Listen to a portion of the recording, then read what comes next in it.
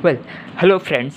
This will be a short video on understanding how to do the contour integral, which will help us to calculate the inverse Laplace transform of this function. So the inverse Laplace transform of this function will finally turn out to be a Bessel function of first kind, as we will see. So let's begin. So first we have to analyze the poles. So the inverse Laplace transform by definition is this one. Now you analyze the pole here. This just gives you that the polar is in the y-axis.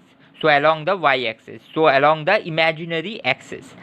So this is minus IA and plus IA, where A is a positive number in this question.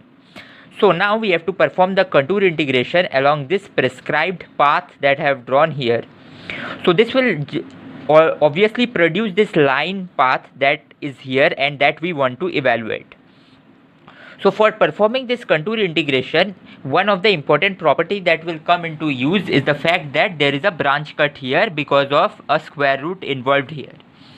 So now we have to travel around the branch cut and then we will pick up a phase difference. So we will see how it proceeds. First of all, as this contour is drawn, it doesn't encompass any pole inside it. That's why the contour integral that I have shown here is actually 0. So you can see the contour integral is 0 because of no pole inside. This can be said to be evaluated as, first you integrate along this. So that is this beta integral. I have not written that beta minus I infinity and beta plus I infinity. And then you will do the integration along this arc here. And then we will do the integration along, so let's see. So first you go from here to here, then along this arc, then CD. So there is CD. Then you have a DE integration. This small arc integration will tend to 0 because I will take this to be very small epsilon distance. So then you have an integration of EF. Here is EF.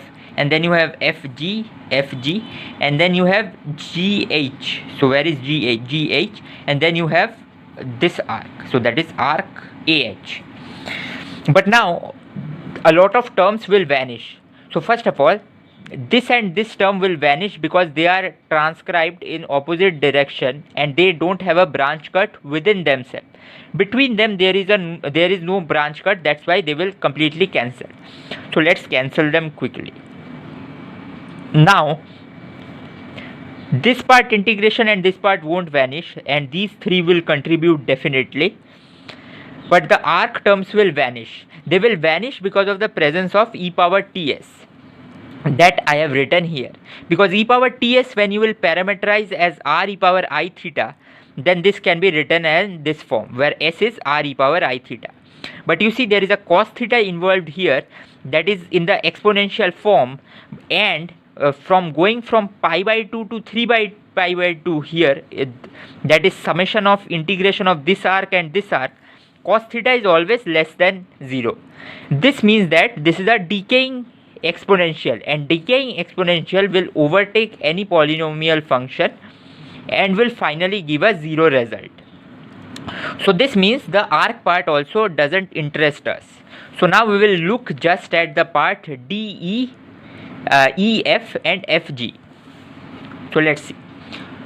So first we are, so I have written why CD and HG are cancelling each other. So now let's see. So we are first evaluating DE plus FG. So let's quickly check here. So DE, the integral will go from 0 to IA, and for FG it will go from IA to minus IA to 0. Let's see. So it is 0 to IA and minus IA to 0. But I have done a small trick here. You see, I have just taken out a minus 1 outside the square root, and there is a minus sign here. If I put it here and everything is normal. So I have done nothing except for representing it in a different way.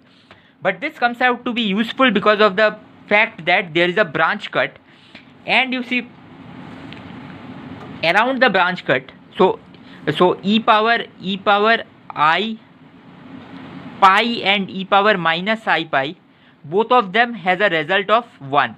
So both gives 1 value. So along the branch cut, if you take this branch cut and you rotate it in the same direction as the contour is transcribed, and then you fix them here along the real axis, then the point, the line above the real axis will contribute I pi, and the line below gives minus I pi. So this line here will give a minus I pi factor. So that's what I have written. So minus I pi, it goes up and it becomes I pi, and hence the integration that I am interested along this axis is just this integral here. Giving ix equal to s will help me to write this integral in the form that is that avoids this iota factors here. So this brings me here. Similarly, I again try to do the EF integral, but here again, as I have said here, when I rotate it here, it will lie above, so I will get a contribution of I alpha. I will take minus 1 to be e power I alpha instead of e power minus I. So here I have taken it to be minus I alpha, here I will take it to be I alpha, and it will finally, my I pi by 2.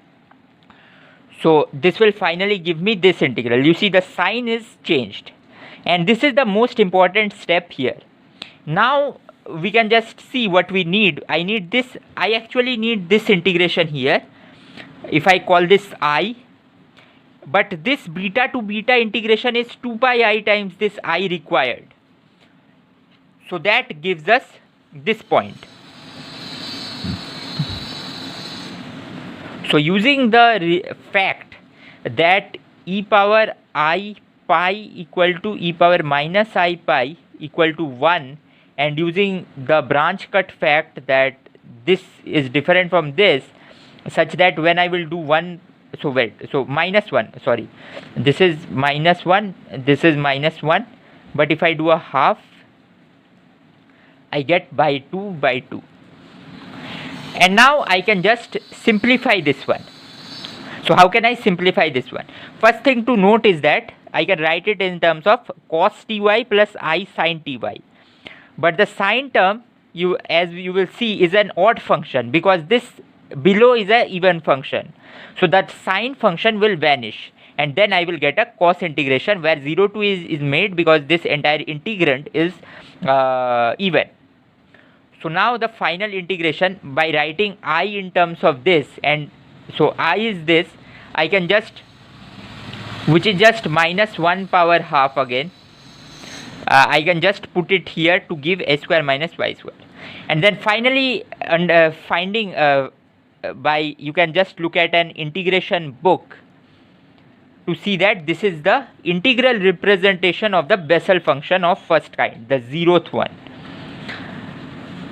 So that's it for this short integration that gives rise to the Bessel function. I could have taken an inverse Laplace transform of this guy, where the pole is now in the real axis. Then again I will have to make a contour that will have no poles inside it, and the procedure will completely be same, except again I have to remember that in between I have a branch cut here, and this branch cut, above this branch cut I get a plus I pi, and below I get a minus I pi. Similarly, if I have a branch cut that is somewhere, suppose here, I can rotate it in the direction I am transversing the contour to get something that is here, and then above this I will get I pi, and here I will get minus I pi. This factor will change based on whether I have root or 1. I could have power 1 by 3. There I pi won't contribute, there will be 2 pi by 3 contribution. So, and evaluating this Laplace inverse will finally give rise to the modified Bessel function, the I0 functions. So this gives the Bessel function, and this gives the I0 function. So this contour integration helps in treating the inverse Laplace transform of that can give rise to the Bessel functions. So that's all for this video.